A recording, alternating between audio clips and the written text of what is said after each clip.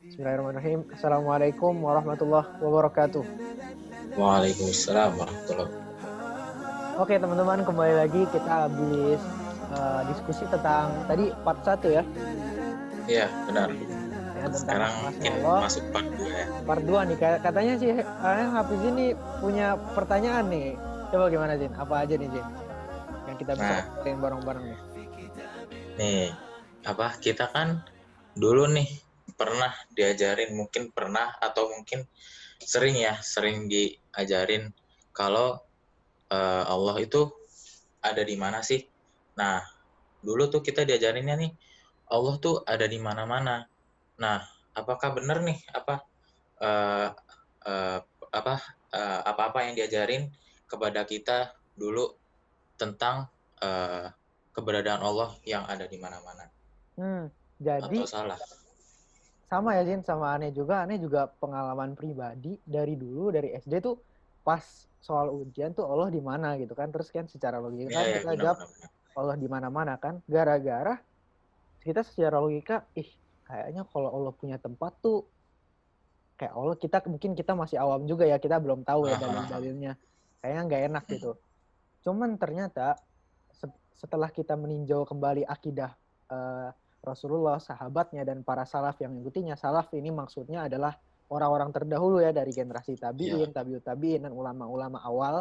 Dan tentu kualitas Islamnya jauh lebih tinggi daripada kita. Nah itu kan Masya Allah ya. Jadi orang sebarang nih yang ngomong nih, murid-murid langsung para sahabat. Nah setelah Betul. kita tinjau, ternyata dalilnya jelas Zin. Dalil Oh, jelas Al-Quran tuh ada di mana. ada di dalam Quran Zin. Kita bisa cari. Hmm. Bunyinya teh Ar-Rahmanu 'alal arsyistawa. Itu. Ar-Rahman, yaitu Allah yang sifatnya Ar-Rahman, beristiwa di atas arsy, dan arsy ini tempatnya di atas. Berarti Ya, betul. kita harus mengkoreksi nih Zin. Kalau ada orang yang nanya, Allah di mana sih? Kita jawab, Allah tuh di atas. Gara-gara ini adalah sifat yang Allah tentuin buat dirinya sendiri.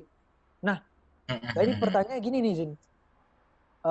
Kalau kita, dan ini kan data yang bukan kita buat-buat ya, ini tertulis dalam buku-bukunya Ya, para benar. sahabat gitu kan.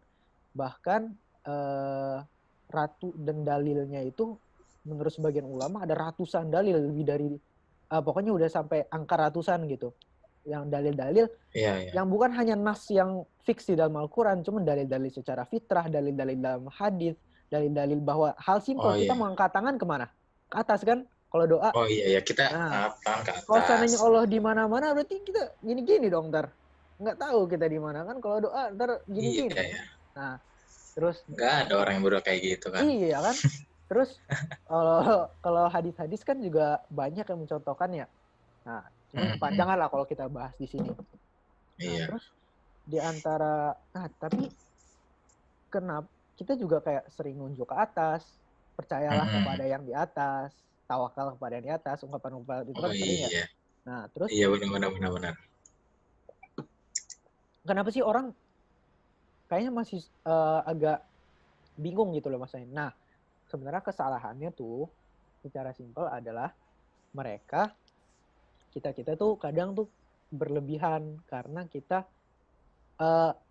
terlalu pede ya ibaratnya gitu, pengen melogikakan sifat Allah dengan akal kita yang lemah inilah. Kayak gitu. Kita akhirnya mikir Benar-benar. kayak, oh kalau Allah di atas arsy berarti arsy lebih gede daripada Allah dong. Kalau kita duduk di atas kursi, kursi lebih gede daripada kita dong. Enggak kan? Oh, iya, enggak lah. Nah, maksudnya kayak yang harus dipikirkan adalah ini ada Roh pencipta alam semesta. Alam semesta ada di tangannya nih. Masa hukum alam fisika kita berlaku kepada kepada zat yang menciptakan alam semesta ini? Kan nggak logis gitu kan? Iya, benar. Nah, oleh karena itu kita harus sadar bahwa akal kita tuh punya batas, Zin. Nah, itu pertama. Kedua adalah kita ngelihat dari beberapa akidah-akidah yang kurang tepat lah di dalam masalah ini.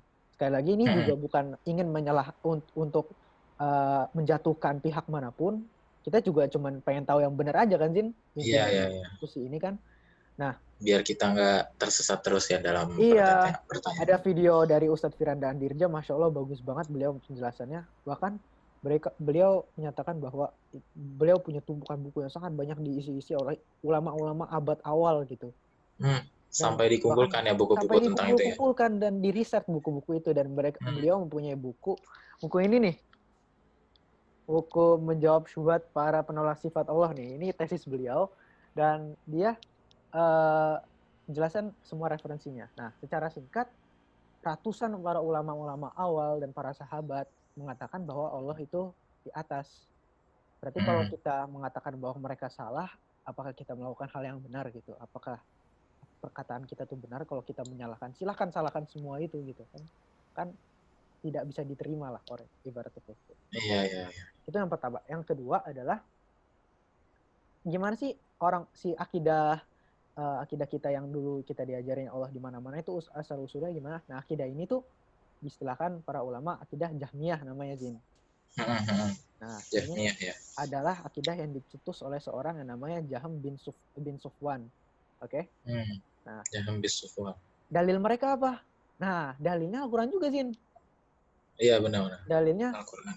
wa huwa ma'akum aina makanu. Nah, tuh kan. Wa huwa ma'akum wa huwa ma'akum aina makuntum. Dan Allah bersama kalian di mana kalian berada.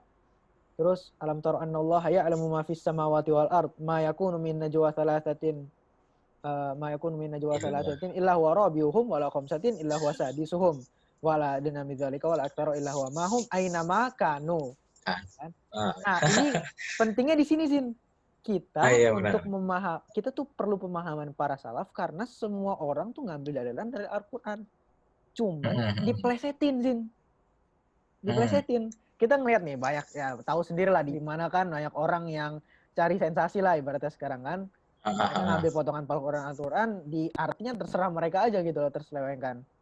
Nah, kenapa kita harus kenapa ini penafsiran ayat ini salah? Imam Ahmad mengatakan bahwa yang alam tara annallaha ya'lamu ma fis samawati wal ard, ini tuh ayat ini dibuka dengan ilmu Allah mengetahui apa yang di antara langit dan bumi, dan dia mengetahui apa yang dibicarakan dan dibisikkan oleh kalian. Dan ayat ini tutup dengan ilmunya juga. Jadi yang diomongin dalam ayat ini tuh ilmunya Allah gitu. Oh, berarti yang bersama kita tuh ilmunya Allah. Iya, Allah tahu kita di mana aja, apapun itu Allah tahu kita lagi ngapain gitu loh, Zen. Dan itu bantahan dari segi dalil lah. Mungkin kalau dari teman-teman yang masih agak pusing kayak gini, logika simpelnya kayak gini. Kalau seandainya Allah di mana-mana, berarti Allah juga di toilet dong. Allah, iya, nggak mungkin banget ya Allah di toilet. Allah di toilet, Allah di tempat najis, gitu ya. Allah di mulut babi, ya kan? Allah di kulkas, coba bayangin. Nah, itu Allah di dalam laci. Pendapat yang aneh tuh kalau kan? Aneh kan? Bilang kayak gitu. Terus ente mau doa kemana? Arahnya, iya benar, ya kan? Benar. Selain nggak sopan, ini juga perkataan yang aneh banget gitu, dan kita bisa melihat hakikat sesuatu ketika kita taruhkan dalam sesuatu yang umum, dia menjadi nggak jelas gitu, Zin. Tapi Allah di rumah aneh, Allah di rumah ente, begitu. Tidak seperti kayak gitu. Zat Allah di atas arsy. Nah, itu inti simpel dari Allah itu di mana, dan apa? Dan penjelasan kepada akidah yang sering kita udah tahu, yaitu yang bilang bahwa Allah itu di mana-mana. Itu penjelasan, Zin. Selain itu ada apa lagi tuh, Zin? Oh, jadi kayak gitu ya, bahwa selama ini nih kita telah salah nih. Kalau apa yang telah diajarkan kepada kita dahulu bahwa Allah itu di mana-mana, ternyata benar-benar salah dan benar-benar gak logis lah pokoknya. Dan tadi katanya dalilnya nih Ar-Rahmanu 'alal arsy istawa. Nah, dalam kata istiwa ini banyak kan orang-orang tuh kayak kayak melogikakan lah bagaimana sih Allah beristiwa itu, apakah duduk gitu, apakah gimana seperti apa gitu teknisnya, ya kan ya. Ya tidak dapat ini bagaimana nih beristiwa Allah ini sebenarnya bagaimana, dan apakah ada bantahan untuk orang-orang yang melogikakan atau istilahnya memisalkan lah Allah beristiwanya seperti apa. Gitu. Jadi emang gimana ya, Zin? Akal ini kan selalu penasaran ya. Itu kan fitrah Iya. kita kan, pengen tahu. Sebenarnya ada kaidah yang simpel banget yang kita pegang dalam masalah-masalah asma wa sifat ini. Yaitu adalah dalil dalam Al-Quran, wa ma utitu min ilmi illa qalila. Dan sesungguhnya kami tidak menurunkan kamu kepada ilmu kecuali sedikit. Selain hikmah dari ayat ini untuk membuat kita tawaddu, untuk membuat kita merasa tidak apa-apa dibanding ilmunya Allah Subhanahu wa taala, kita juga bisa mengetahui bahwa apa yang kita tahu tuh sedikit banget gitu loh, Zin. Di dalam masalah istiwa ini sebenarnya perkara yang udah ada loh, Zin. Pernah orang yang nanya ini kepada ulama-ulama hebat zaman dulu. Tahu nggak, Zin, siapa, Zin? Imam Siapa Malik. tuh? Pernah Imam didatengin, Malik. Zin, sama orang pas lagi majelis, saya ditanyain. Imam Malik, rahimahullah ya, istiwa tuh bagaimana ya? Nah, Imam Malik mikir Ditanya lama. Imam Malik kayak gitu. Iya, Imam Malik ditanyain pas lagi majelis. Oleh muridnya. Ada orang yang nggak tahu muridnya apa, pokoknya ada orang datang aja gitu. Terus dia mikir, Imam Malik beliau mikir. Terus akhirnya abis itu dia menjawab di dalam perkataan yang ikonik banget ya. Bahasanya bagus banget. Al-istiwa ma'lum wal kaifiyatu majhul wal imanu bihi wajib wa su'alu anhu bid'ah. Istiwa itu sesuatu yang diketahui. Wa kaifiyatu majhul. Dan kaifiyahnya emang nggak diketahui gitu kan, seperti yang bilang kan. Yang mana kita tahu Allah kayak gimana dat ya gitu kan, kita aja nggak bisa ngebayangin, dan kita dilarang loh buat ngebayangin ya kan.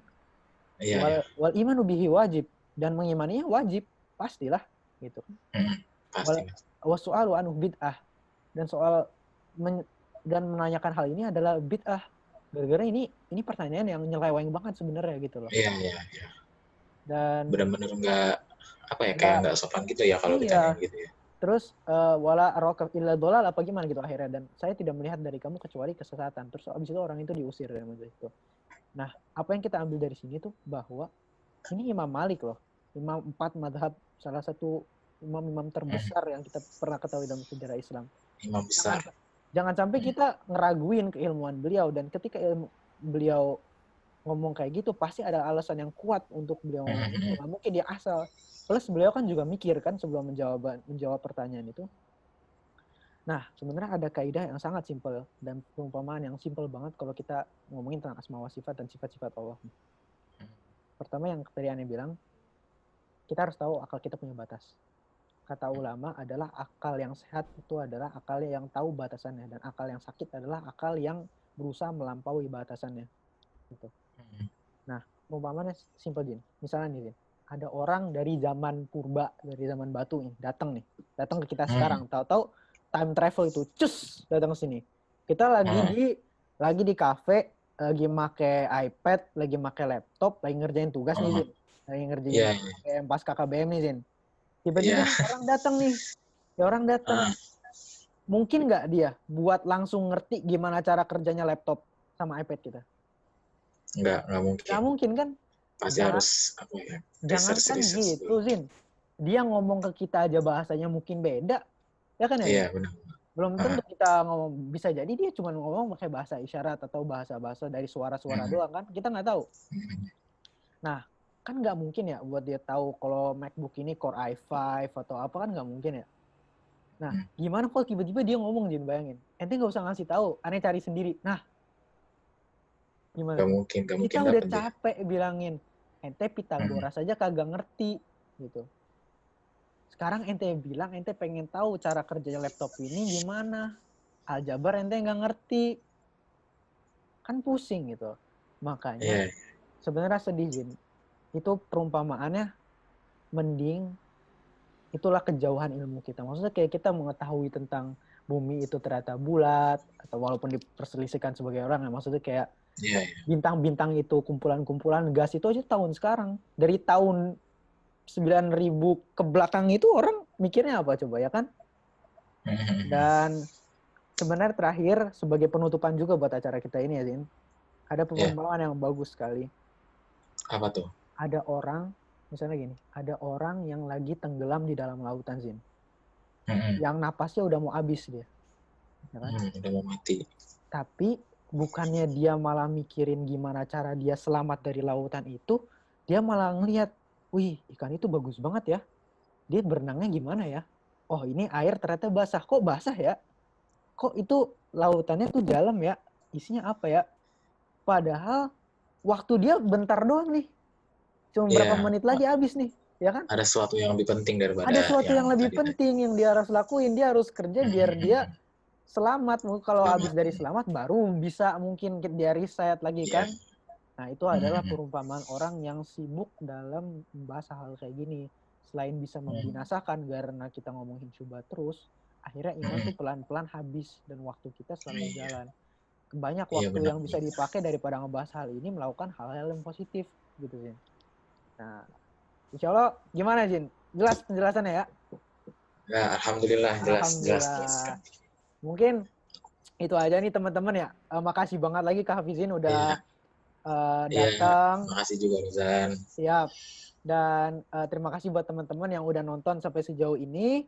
Terima kasih juga kepada Ustadz Ashraf. Semoga Ustadz menjaga antum. Semoga Allah menjaga antum Ustadz. Amin.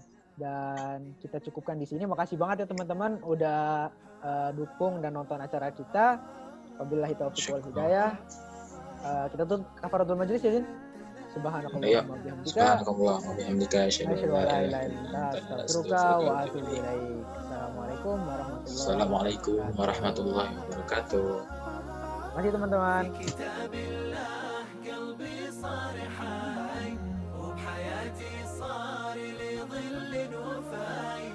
ويوم عادت نفسي